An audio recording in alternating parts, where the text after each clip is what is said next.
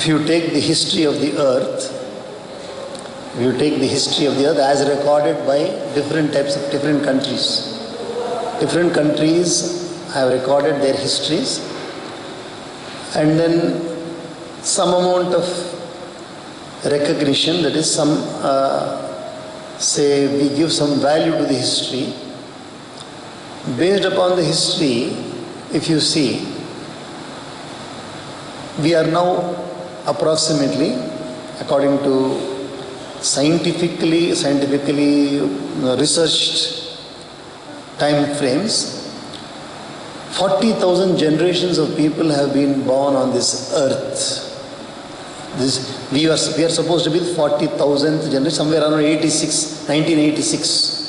So 86 plus another one more generation you add, so 41,000 generations.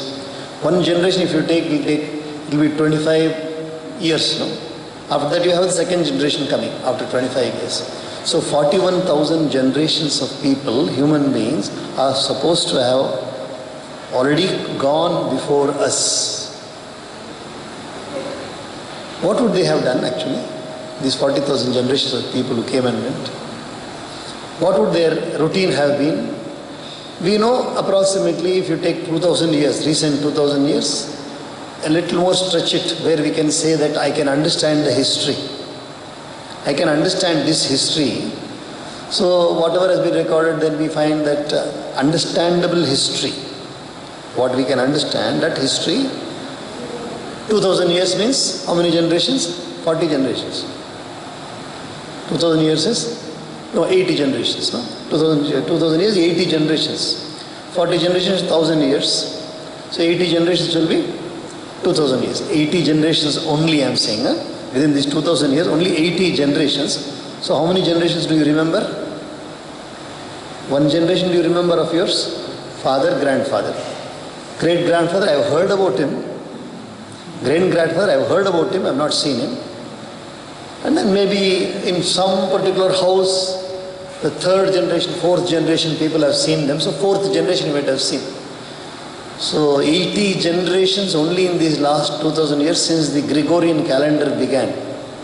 Year 1, year 2, year 3, year 4. So again you just think, what would have these people, what would they have done? And we also claim, the present generation of analysts, researchers, they claim that technology developed only in the recent 300 years, 200 years, technology developed only in 300, 200 years.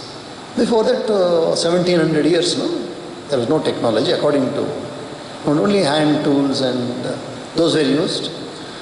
Then if you take the aircraft, when was it discovered? When the first aircraft was invented, or the first car, if you take, first motorized vehicle, somewhere around say 1100 AD, 1100, somewhere around 1100 AD. So 900 years back somebody already found the motor car. Before that the bicycle was there. A little more back you go, it means that all over the world people have been only walking or using bullock carts. All over the world, people must have been walking and doing their activities, or they must have used the bullock carts or animal-drawn carts they must have used. So keeping that in mind, again, some places are a little advanced, some people were lesser advanced. Okay, some places were lesser advanced. According to what we have studied, history, what we have studied, we do not know for sure what exactly has happened. We do not know for sure, 100% we don't know. We only heard, and some records which we believe in, some countries record, all these things we take, and then suddenly you read something, the Indus Valley civilization is supposed to be 5,000 years old, you read somewhere. And during that civilization, very beautifully planned cities were there, Mohenjo-daro and Harappa civilizations. Even that is what we have heard only. Have you gone to Mohenjo-daro, Harappa? No. Have you seen that water baths and everything? Only pictures we have seen. So we have not been to that place also. Then you understand the Greek civilization was very much advanced. And then the Roman civilizations lived like this. And simultaneously you see Bharatiyas were like this. Chinese civilization advanced very much. All these only hearsay, remember, only hearsay, and almost we believe that completely. We almost believe that exactly that is how it happened. Almost believe it. None of these have been verified by us. None of these things which we have read in the history, even for the last, say, 200 years also, none of us can go and verify it personally. So scientists and people, the archaeologists, they went and found some stones, inscriptions, and then some old scrolls, old writings, parchments, and all this. Then they try to correlate, they try to date them, and then finally come to some conclusions based on these approximations. You know what is approximate, no? Based on these approximations and the storage of knowledge which has been so many years they have been gathering, based on these approximations, absolute approximations I am saying, the Ramayana is supposed to have been compiled 3000 years ago.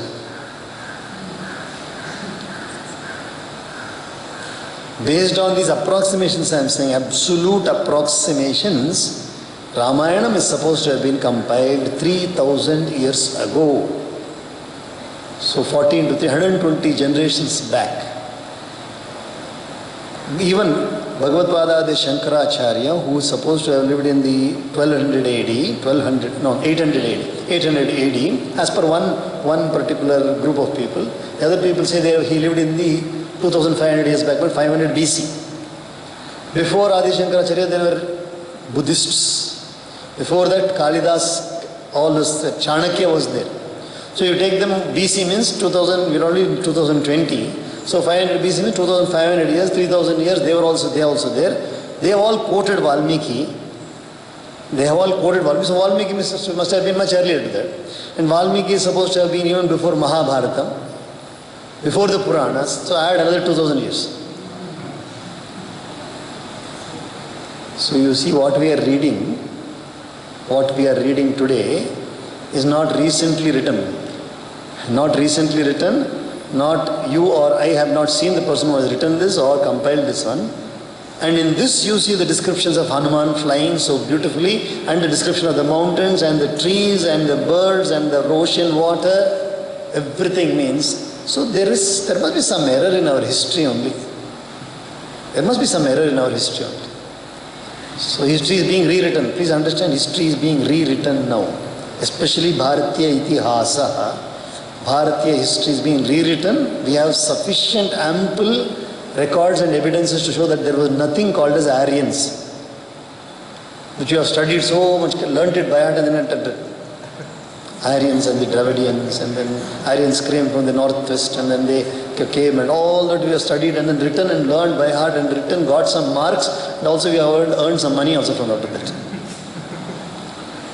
But today, with evidence to be proved that Aryans did nothing like Aryan thieves, not at all valid. So if Aryans are not valid, Dravidians also are not valid.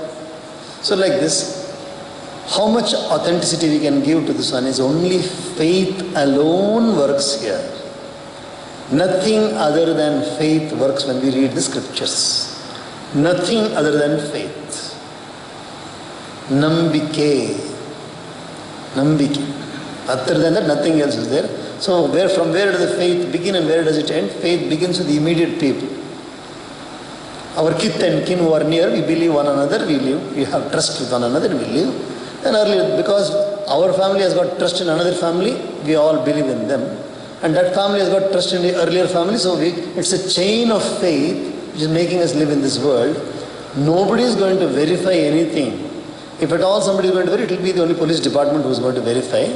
And that too with a little amount of very poor evidences, they'll all and ultimately our advocates and then attorneys have to help them. Without their help, they can't do anything. Their forensic laboratory, they have to take front lab, all that and everything, and then they put together. This is called as inference. This type of a proof is called as inference, not direct perception. So, with the help of this one, we are reading a text which is not less than 5,000 years old and about the description of Hanuman. So, we don't try to analyze this too much. You can't. You cannot analyze, so don't analyze. Just read it with the joy of reading it. And then when the, what do you call it, this realization comes, then all of the things will fall into place. We are on page number 36. Verse number 110. Tamakashagatam Veeram Akashe samupasthitah Prito hृष्टमना वाक्यम अब्रवीत पर्वतः कपिम मानुषं धारयन् रूपम आत्मनः शिखरे स्थितः. Now Hanuman is perceiving that this is a hindrance to him to go to fulfill his goal. So he did not bother about it, but he said, if this is a hindrance, it has to be destroyed. So he dashed his chest against it, which is like a hardest, more harder than the hardest rock. He's a Bajrang Bali. Hanuman is Bajrang Bali. The word Bajrang comes from Vajranga. Vajra means diamond. The hardest substance in the world is diamond. So with a diamond heart, he bashes against the mountain. But the mountain has taken it very, very beautifully, like a child falling on the lap of a mother, child slowly, trying to tap the mother's body. Mount Mainaka, with love and with gladdened heart, obtained a human form, and standing on its own peak, spoke these words, approaching that courageous Hanuman in the sky. So the moment Hanuman's chest has hit the mountain, immediately Mainaka Parvata, again we repeat, anything in this world, if you remember when Sri Rama went to Dandakaranya, to the vicinity of the residence of Ahalya Devi, Gautama Rishi and Ahalya Devi, Ahalya had been cursed to become a stone and she was standing there. The moment the foot of Rama touched it, she came back to life. How much credibility you want to give to this? It's up to you. I told you it's only faith. So she came back to life. Ahalya came back to life. And the curse was gone. Similarly here it is ulta now. The mountain is taking the form of a human being. Mainaka Parvata is taking the form of a human being. We cannot question why and how, because Paramatma can give any power to anybody. Paramatma can give any power to anybody, anywhere. He can give more power to a stone than a human being. He can give more power to a bird than a human being. He can give more power to a child than an adult. They all left to Paramatma only. Nobody can question Paramatma because Paramatma is Sarva Samartha. He's got all the abilities. So now the Mainaka Parvata has become a human being and is addressing Hanuman, addressing with a lot of love and affection. Dushkaram kritavan karma Tvamidam vanarottama Nipatya mama shringeshu Vishramasva yatha sukham. Now, very, very lovingly, Mainaka Parvata is saying, O great Vanara, you have performed this impossible task of flying over the ocean. Do come down onto my peaks and rest for a while to your comfort. Come and rest on my peak and then go, continue your journey after that, take rest and then go. Raghavasya kule jatai Udadhihi parivardhita Sattvam ramahite yuktam Pratyarchayati sagaraha. Now, out of gratitude, you all remember that gratitude is a very, very lofty sentiment. It is one of the most beautiful and most divine sentiments, Nandri. In Tamil we say Nandri, in Sanskrit we say Kritajnata. Kritajnata, the remembering of the good act done by somebody for our help. Anybody has done anything good to us, we should never forget. So, the Sagara Vamsha, the Vamsha of the ocean, is now grateful to Rama Vamsha because the ancestors of Rama had done a lot of good to the ocean. So the king, the Mayanaka Parvata is saying, oh Hanuman, I am also a resident of the ocean. And the ocean has benefited from the Rama Vamsha, Raghu Vamsha. Therefore, we are all indebted to Rama. And you are doing the work of Rama. Therefore, we want to help you. The ocean was developed by people born in the Sri Rama's dynasty. That such ocean is worshipping in lieu of Sri Rama, you who is desirous of Sri Rama's welfare. Because you are the Duta of Rama, you are the Pratinidhi, you are the representative of Sri Ram. Therefore, we are bound to serve you. Definitely, we must serve you. Krite cha pratikartavyam Esha dharma sanatanaha Soyam tat pratikararthi Tvattas sammanam arhati. Now, when I have come forward to assist you, you also have a duty to receive that, isn't it? It's not friendship or love and affection is like giving and taking. It's not a one-sided, it cannot be one-sided, no?